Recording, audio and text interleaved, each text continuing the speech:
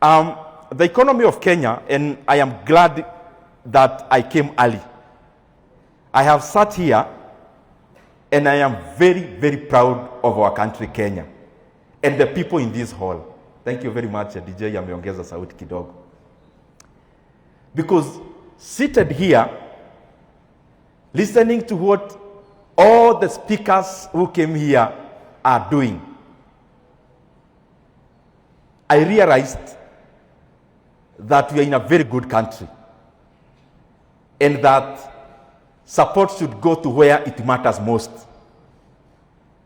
And the kind of support that can be rendered to the people in this hall, definitely none would go to waste.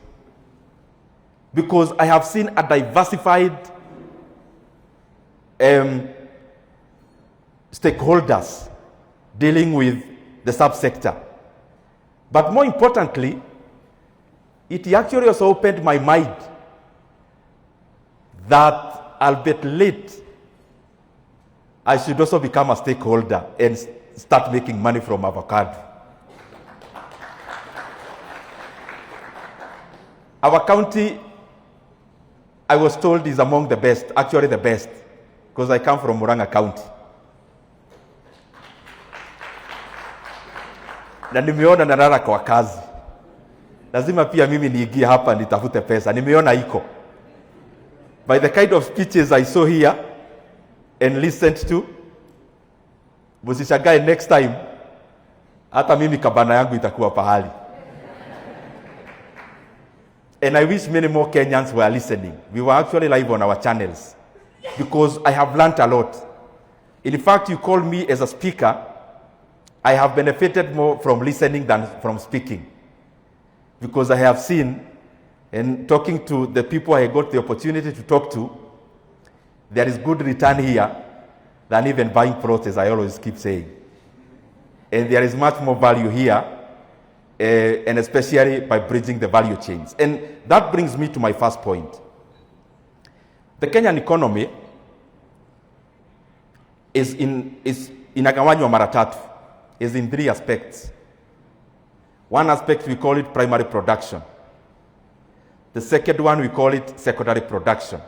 Primary production is everything in raw form, from agriculture, from mining, from fisheries, anything that is produced in raw form. Agriculture is number two. Secondary production is number two, which is more or less manufacturing, together with the value chains around manufacturing. And the third one is service. Now, this is the funny thing about how our economy is and productivity. What we call agriculture, that is raw form, accounts for around 18% of our GDP. 18% of what we produce per year is produced in primary production. That is farming, not just agriculture, farming itself, because agriculture has a longer value chain. Farming, minerals, fisheries, forestry. Asilimia 18. Manufacturing accounts for manufacturing together with the associated value chains. Accounts for 17%. But manufacturing alone, if you remove all the other value chains around it, it is a double digit. Is around 8%. So service industry accounts for 65% of our GDP. What am I trying to say with all these issues I'm talking about? Imagine agriculture, the raw form of our production. It's not just farming. Agriculture, in the economic sense, incorporates including fisheries and the rest, as I have stated. That 18% of what we produce employs 70% of the entire rural population. Because the rural population in Kenya, 70% are engaged in especially agriculture itself, farming. Then it shows that there is very low productivity in agriculture. What our parents do, rearing a cow, what we also do raw agriculture, per person, what comes to your pocket as productivity is too low. And there is no economy in the world, including the many popular economies now in Kenya. The economies now we are referring to often. From the growth of UK, US, Japan, Asia, Asian tigers, there is no economy, even one, that has a case that we study, that this country became first world, and this company became developed because of agriculture. And I am very proud that in this hall, that has already sunk, because I've seen beyond farming avocado, farming parties in the farm. Beyond that, I have seen we are trying to bridge the value chains around it. Even if we are selling a lot of it in raw form, at least there is something we are doing in terms of value adding. But I'm even more proud that beyond exporting the raw avocado, many of us here are actually also making oil. I am very proud of that, because when you rely on just exporting, of course you become a prisoner of seasons. Every economy that relies on pure primary production becomes a prisoner of weather, becomes a prisoner of seasons, and becomes a prisoner of what we call market prices. Market prices always affect commodities. Everything that is produced in raw form, mahidi, avocado, maharagwe, minerals including gold, any other mineral, is always affected by global prices. But when you start value adding, then you start doing some other things like branding, like blending, so that you can still sell the same thing, but you have capacity to actually determine your price. Just as it happens in coffee. That there is coffee you'll buy at this much, but there is much more, there is another that you'll buy at a much higher price. Because of branding and blending. Because you can determine your price when you jump out of just primary production. Let me stop the jargons and the economic issues. People in this hall today, I want you, when you have time, study the billionaires from Nigeria. I read about them a lot because they motivate me. Billionaires from Nigeria. Starting with Dangote himself. Please go study them, even online when you have time. Study how they started. Study a guy called Absuamad. He has a company called BUA Group. Please, because I've seen what you're doing, go study those two cases. How Dangote started and how BUA is a group of companies which now they are in many sectors. The reason I'm saying this, these two gentlemen, both of them started from agriculture.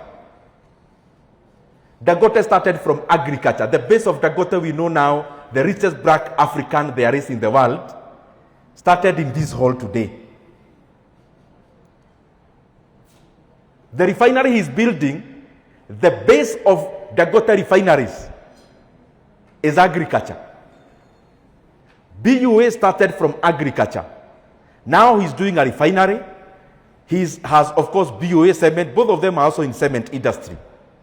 But the money they got from agriculture is the one that catapulted from to where they are. But how do they do it? You make money from agriculture. You make money. All of us here are in agricultural value chain. Even if you are an exporter, you are within agriculture, unless you start value adding to a higher scale. Because the agricultural value chain is long. Actually, farming accounts for less than 25% of agricultural value chain. So if you are a farmer, you are doing 25% of agriculture. So what Dangote and BUA started, they started with farming, expanded to what many of you are doing. You already have contracted farmers. Went further to value addition. Normal things like what you are doing in oil, like what you do with the hens, what the hens do, craft hens, like flour, unga. There is even a company called Dagote Flour and BUA Flour. So that value chain of agriculture, they capitalized, made money. But this is the thing.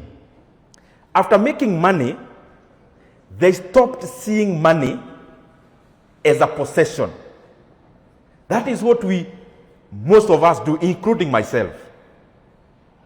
When you make money and you are an exporter and you have made money in your bank account, you have 20 million, you have 1.5 million, you have 100 million. What do we do most times? We start now seeing this money as a possession. I own it. It's my money as a possession. When you view money as a possession, your route of growth becomes very thin. You must start seeing money as capital for additional production.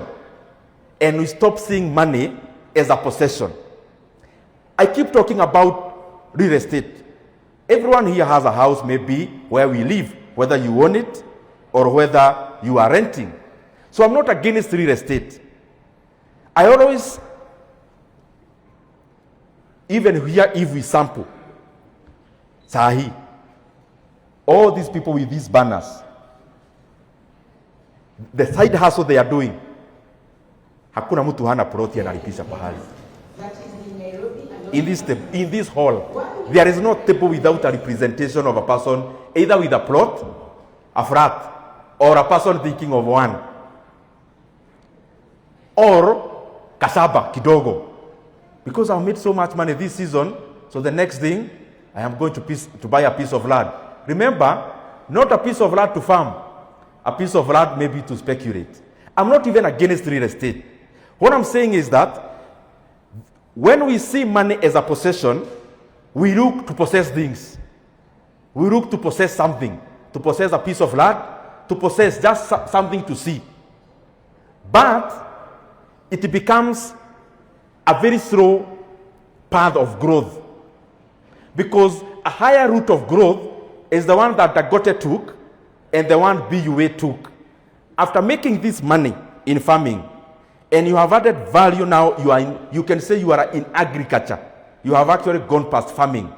You are now going to manufacturing, and you are becoming bigger.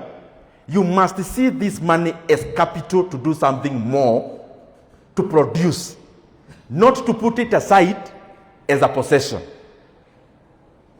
Am I saying anything? I am also talking to myself. So I'm not just talking to you. That is one of the things that if we want to become like Asian tigers, we have to stop obsessing with possessions.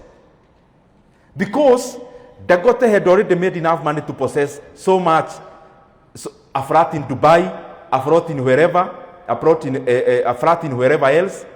He already had that capacity through maybe Dagote Flour ya kusiaga uga. But then he saw this money not as something to possess, but something to create more value. But in the process, it becomes self-fulfilling. Self-fulfilling how? You make money. After you make money, because you don't possess it, unaiwachilia itafuta ingine, then in the long run, you end up actually possessing even more. But your goal was not to possess. So let us invest whatever we are having in still expanding our value chains within what you are doing, but also expanding to other things. You are dealing with avocado. You can exhaust the entire value chain of avocado.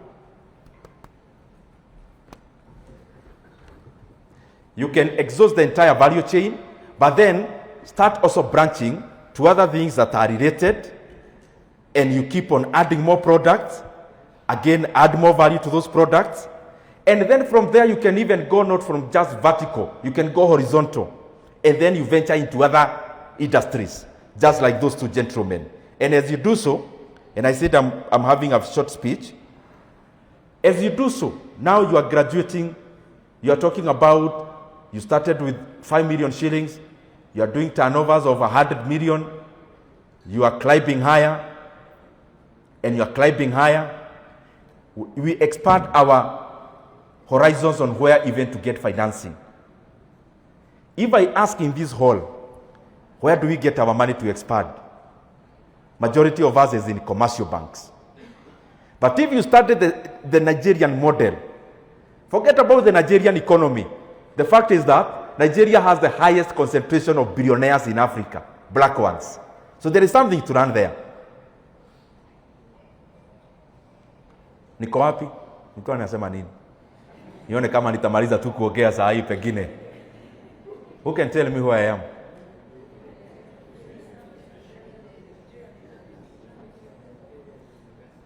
Eh? Where? Where, bro? Kwanza hako kwa billionaire hamsahau sana. But what was I saying about them? Can somebody tell me what the point I was trying to derive? Nione kama it is too late to give a long speech. No, I had already finished about possessions. Can somebody tell me, yes? Very good. Please clap for him. It was about financing. If I ask in this hall today where we get our money, majority of us is commercial banks. But do you know at a certain scale, you can get money from regional lenders. Dagote is where he is because of Afrexim Bank. BOA is where they are together with Dagote because of African Finance Corporation. Some of them are people I know. They are actually looking for people to fund at definitely a lower rate than the market commercial bank rate. Please, let's also look at that kind of thing so that it's not just commercial banks. There are other people who can give you money even as an entrepreneur with better rates so that you also leave commercial banks graduating the other people to reach where you are. Ukifika pahali fulani, ulizia offices are Afrexim Bank, and I'm not campaigning for them. It's because it is a real model that has worked. AFC and such kind of regional lenders and regional financiers who can catapult you now where commercial banks can't. Very lastly, and I've seen my brother from Kefis is here, and we have always said this, our commercial attaches, forget about commercial attaches, our ambassadors in Kenya, they must start having a scorecard based on how much market they look for the Kenyan products. I mean, a thriving country or a growing country or a growing economy like Kenya, you can only grow through wealth. Diplomacy is fine, but we must start judging them by how much business they give to the people in this hall and the others like you.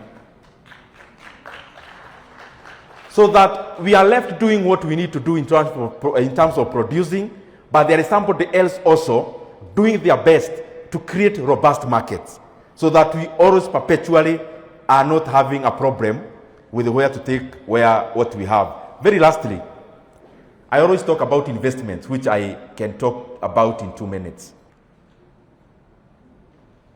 After we make money in what we do here actively, where do we take our money passively? You must have heard me somewhere talking about it, but because you were not there, let me paraphrase it because I don't even think you did anything after listening. You know, even me sometimes I read a magazine, let's say Forbes magazine, Fortune, and I keep telling myself, I must stop reading for fun. And I must stop listening for fun. You know, a thrill of the moment. You watch Brumac TV, you watch CNBC, you read Forbes, you read Fortune magazine, but to be exhilarated, I keep reminding myself, the reason for gaining knowledge is not for me to be excited. It is for me to improve something about myself. So that's why I'm saying, I know even after listening to that video, not many of us did anything about it other than being happy. Passive investments is not just buying a plot of land. I keep repeating that. And my brothers and sisters in real estate, you are doing a good job for giving us a place to build our homes. But we must reorient our capital.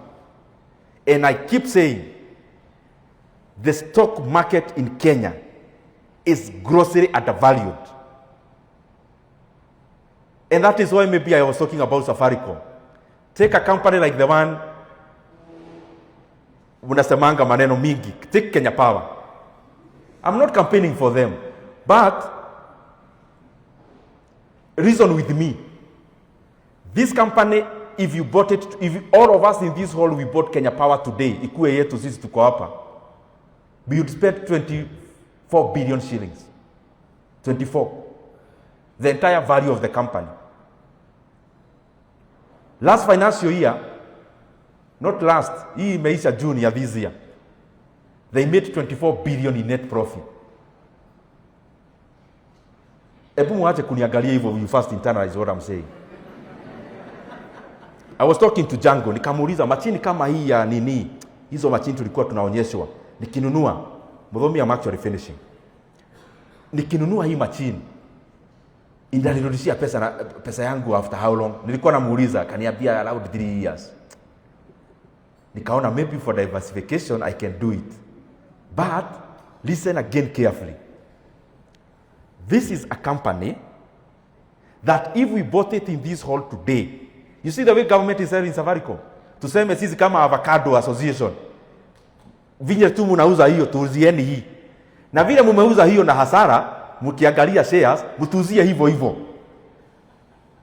Tutanunua Kenya Power sisi wote, Avocado stakeholders will buy Kenya Power for 24 billion shillings. Are we together up to there? They made 1 year profit, 1 year, net profit of 24 billion.